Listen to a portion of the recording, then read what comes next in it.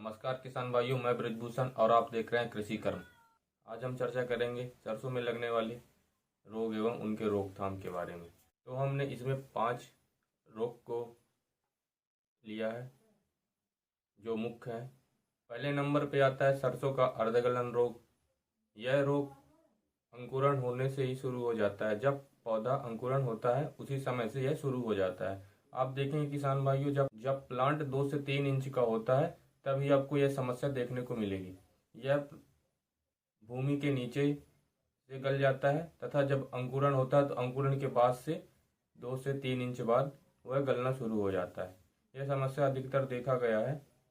यह समस्या नवंबर दिसंबर माह में देखा जाता है। जब पौधा अंकुरण होता है उसके बाद ही यह रोग देखने को मिलता है।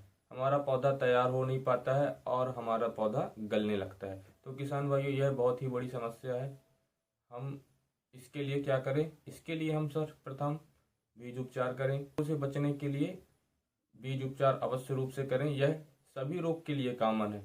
अगर आप हाइब्रिड सीड लेते हैं वो बीज उपचारित रहता है, मैं रिकमेंड करूंगा कि आप उसको भी बीज उपचार करें जिससे आपको कम रोग देखने को मिलेगा। रोग को कंट्रोल करने के लिए आप बीज उपचार मुख्य रूप से करें। यह किसान भाइयों, बीज उपचार अवश्य रूप से करें। ट्राइकोडर्मा से करें, मैंगोजेब से करें, थायरम से करें, कार्बेंडाजिम से करें, लेकिन आप बीज उपचार अवश्य रूप से करें, जो कि यह बहुत ही जरूरी है सभी रोगों के लिए। जो मैं भी आगे रोग बताने वाला हूँ उस सभी रोगों के लिए बीज उपचार अवश्य रूप से कॉमन है। आप इसे अवश्य करें और सरसों की बुआई समय से तो करें ही।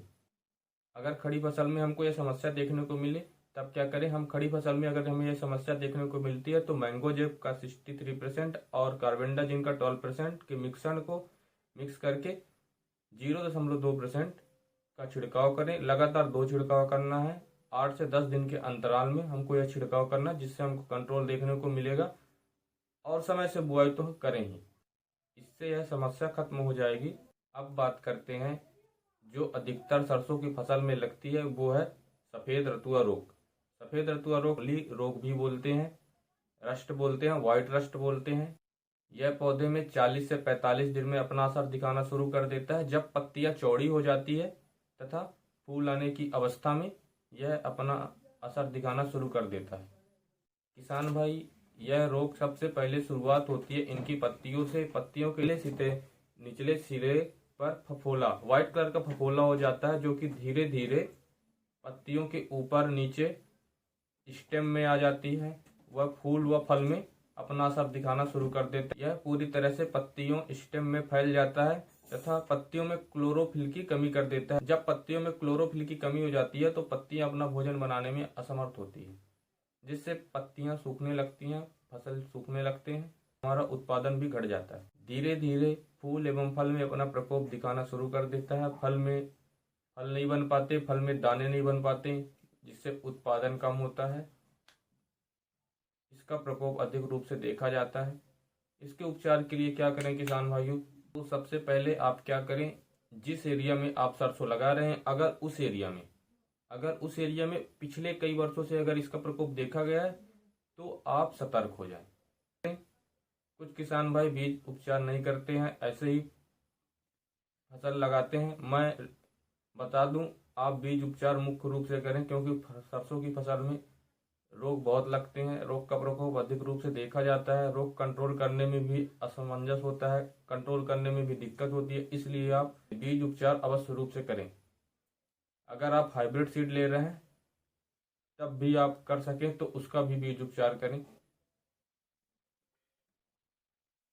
हाइब्रिड बीज आती है, बीज उपचार रहती है, लेकिन मैं बता दूं आप बीज उपचार अवश्य रूप से करें। बीज उपचार आप ट्राइकोडर्मा वर्डी से कर सकते हैं, पेटा एक्जिस से कर सकते हैं। तो इसका आप 6 से 8 ग्राम प्रति किलो बीज के हिसाब से बीज उपचार अवश्य रूप से करें। सफेद रतुआ आपके एरिया में प्रभावी है, अधिक रूप से देखा गया है। यह रोग पछेती बुआई में अधिक रूप से आते हैं, तो आप समय से बुआई करें। अब बात करते हैं खड़ी फसल के लिए क्या करें या स्प्रे में क्या करें। यह फसल 40 से 45 दिन में देखा गया है, इसलिए आप स्प्रे के रूप में जब यह रोग आपको स्टार्टिंग स्टेज हो तब आप खड़ी फसल के लिए अब आपको रिडूमल का 2% स्प्रे करना है। जैसे आपको दिखे आप इसका स्प्रे कर दें। आप इसकी दूसरी स्प्रे 8 से 10 दिन के पश्चात ही करें। किसान भाइयों, मैं आपको बता दूं, अगर आप फैलने के बाद, यह बीमारी फैलने के बाद स्प्रे करेंगे तो कंट्रोल तो मिल जाएगा, लेकिन आपका नुकसान तो हो ही चुका होगा। इसलिए जब स्टार्टिंग स्टेज हो तभी आप इसका स्प्रे कर दें। किसान भाइयों, अब बात करेंगे हम पाउडरी मिल्डी रोग की, जो सरसों की फसल में अधिक रूप से देखा गया है। इसे सफेद चूर्ण भी कहते हैं। क्षेत्र के अनुसार अलग अलग नाम है। छाछिया रोग भी कहते हैं। पाउडरी मिल्ड्यू जो रतुआ रोग होता है, सफेद रस्ट, सेम उसी ही प्रकार पत्तियों में अपना प्रभाव दिखाना शुरू करता है। पत्तियों में नीचे लगता है, फफोले शुरू हो जाते हैं, धीरे धीरे फैलने लगता है और पत्तियों में क्लोरोफिल की कमी करने से पत्तियां भोजन नहीं बना पाती, जिससे पौधे सूखने लगते हैं। ऊपर आने के बाद यह पूरे फसल में धीरे धीरे कोमल स्थानों में, जैसे फूल हो गया, फल हो गया, पत्ती, मुलायम तने, वहां अपना प्रकोप डालते हैं और इसका रस चूसकर इसे सुखा देते हैं, जिससे फल नहीं बन पाते, फल से दाने नहीं बन पाते हैं, उत्पादन कम देखने को मिलता है। इसके उपचार के लिए क्या करें किसान भाइयों? सल्फर सल्फर या गंधक का स्प्रे करें। सल्फर का उपयोग आप कई रूपों में कर सकते हैं। फफूंदनाशक, कीटनाशक, उर्वरक के रूप में, प्लांट ग्रोथ रेगुलेटर जिसे पीजीआर भी बोलते हैं, पीजीपी भी बोलते हैं, प्लांट ग्रोथ प्रमोटर। अब इनमें सल्फर का उपयोग कर सकते हैं। मैं रिकमेंड करूंगा कि आप सल्फर का यूज हार्ड मात्रा में ना करें। अगर आप हार्ड मात्रा में करते हैं तो सल्फर अपना असर पत्तियों को जलाने में भी दिखा सकता है, क्योंकि सल्फर की अधिक मात्रा उपयोग करने से पत्तियां जल सकती हैं। इसलिए आप सल्फर का उचित मात्रा प्रयोग करें। यहाँ आप सल्फर का रोगनाशी के रूप में उपयोग करेंगे। सल्फर का 33% का छिड़काव करें। मैं फिर से बता दूं, आप सल्फर का हार्ड मात्रा में प्रयोग ना करें। सल्फर का स्प्रे करने से खाद का खाद, उर्वरक का उर्वरक और रोगनाशक का रोगनाशक दोनों में ही काम आएगा ये। अब बात करते हैं किसान भाइयों, ब्लास्ट, पत्ती धब्बा भी बोलते हैं, अंगमारी भी बोलते हैं।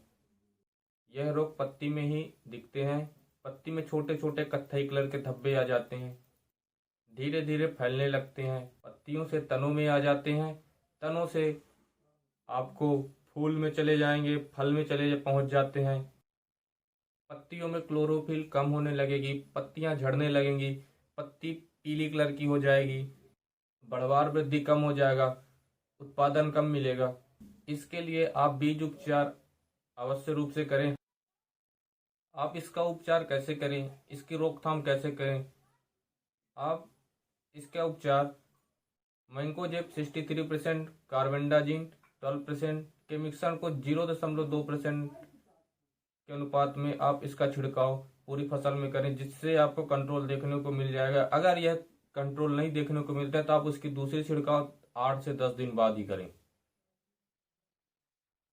जिससे आपको पूर्ण रूप से कंट्रोल देखने को मिल जाएगा। पहले जब रोग लगना शुरू हो जाए, रोग लगने की स्टेज में हो, स्टार्टिंग स्टेज में, तभी आप इसका कंट्रोल करें। अब बात करते हैं तना गलन। यह रोग भी सरसों की फसल में देखा जाता है। यह समस्या 40 से 45 दिन बाद, जब फूल बनना शुरू हो जाती हैं, कलियां बनना शुरू हो जाता है, तब आपको यह समस्या देखने को मिलेगी।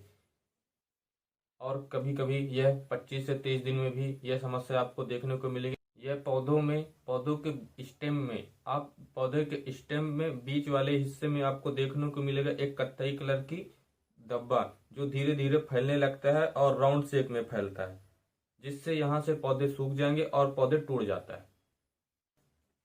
अगर फसल में अधिक रूप से तना गलन प्रभावी होता है, यह रोग अधिक रूप से अगर प्रभावी होता है, तो फसलें टूट कर गिर जाते हैं, फसल नष्ट हो जाती है और उत्पादन भी कम देखने को मिलता है।